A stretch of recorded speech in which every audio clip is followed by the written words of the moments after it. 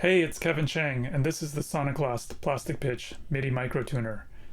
There are 3 ways to microtune with MIDI, and the Plastic Pitch does them all. In this video, I will talk specifically about microtuning with MIDI Tuning Standard, or MTS.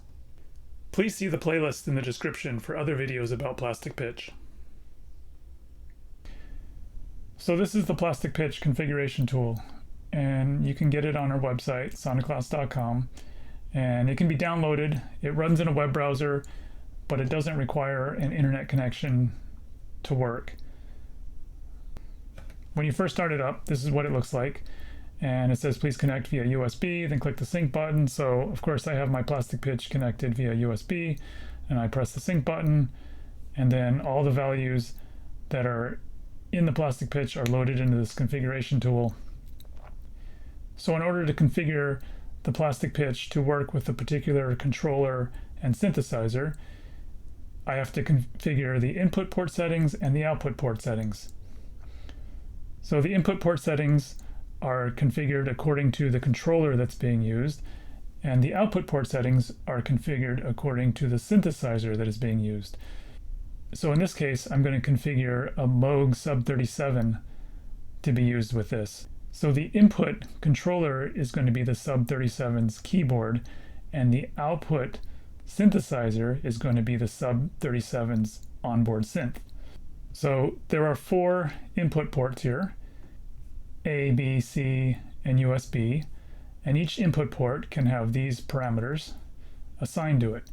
So the first one, the MIDI input mode, is either basic or MPE. So if you're using an MPE controller, then you would set it to MPE. If you're not using an MPE controller, then it would just be basic. Then this parameter applies to basic controllers, but it doesn't apply to MIDI Tuning Standard. I'll talk about this quadtimbral scenario in another video where it applies. So I'm just going to leave that set to none. And then these parameters apply to MPE controllers, and they don't apply in this case. So then next I'm going to go to the output ports. And there are 4 output ports, X, Y, Z, and USB. And so I'm going to use the X output port. And all these parameters can be configured for each port. And so the first parameter, the incoming MIDI source, that's the channel that the controller is sending on that will result in generating MIDI on this output port. So since I'm using X, I'm going to send on MIDI channel 1. If I wanted to connect a synth to output port Y, I would send on MIDI channel 2 on an input port, and that would get it to generate microtuning messages here. So I'm just going to leave this set at 1 for now. And outgoing base MIDI channel is the channel that it then sends out this port, and I'm going to leave that at 1. And then here the MIDI tuning message type. So as I mentioned, there are 3 ways that you can do microtuning with MIDI. These are the 3 ways: MPE, pitch bend, and MTS. And so in this case, the Sub37 supports MTS, so I'm going to use MTS. So the 3 MIDI tuning types, MPE, pitch bend, and MTS, have their respective parameters here. And I'm not using MPE or pitch bend, I'm using MTS. So these are the only parameters here that I need to worry about configuring. These parameters are all determined by the format of a MIDI tuning standard message. So some of these parameters might matter and some of them might not, depending on if the synth is configured to use them. So you have to look in the manual for the synth and see if they need these parameters or not. And if not, they can be left at default values. So in this case, 0, 0, and no for preset number, bank number, and use bank are just default values that I'm going to leave set that way. For the semitone size, I'm going to choose 8192 Moog. And then these mid notes and max notes, this is the range of MIDI notes that MIDI Tuning Standard messages will be generated for. So there are 128 possible MIDI notes, numbered 0 through 127, and most MIDI keyboards don't output more than 88 notes. So there's no reason to send MIDI messages for notes that aren't going to be used. So that's what this is. This is saying this is the range of notes that are actually going to be used by the MIDI keyboard.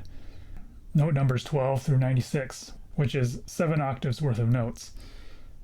So once I have all the parameters selected that I want to use, then I click on Write up here, and that writes it to the plastic pitch, and now the plastic pitch should be ready to go. And I'm going to switch cameras over to the plastic pitch so that I can show you how I connect it to the Sub37. Alright, so here's my Sub37 and here's my plastic pitch. And so the first thing I'm going to do is the Sub37. So many keyboard synthesizers have a parameter called local control. And what that allows you to do is disconnect the keyboard from the synth itself so that the keyboard generates MIDI but doesn't trigger the synth. So right now what I'm going to do is turn off local control. So right now you hear it's on, and now it's off. So that means that the Sub37 will send MIDI out still.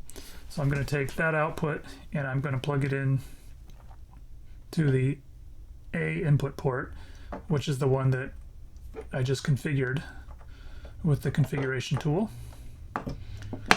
And then I'm going to take the output from the plastic pitch. I'm going to plug the input to the Sub37 into the output on the X port, which is the one that I just configured.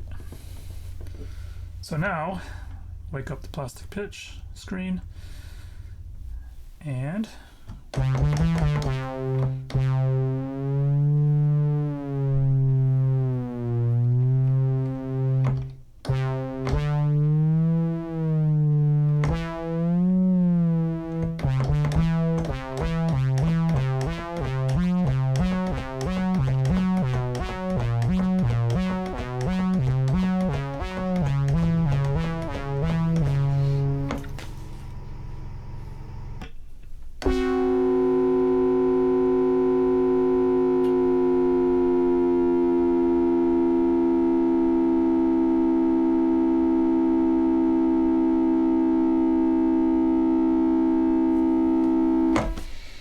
so there you have it, Sub37 microtuned by the plastic pitch.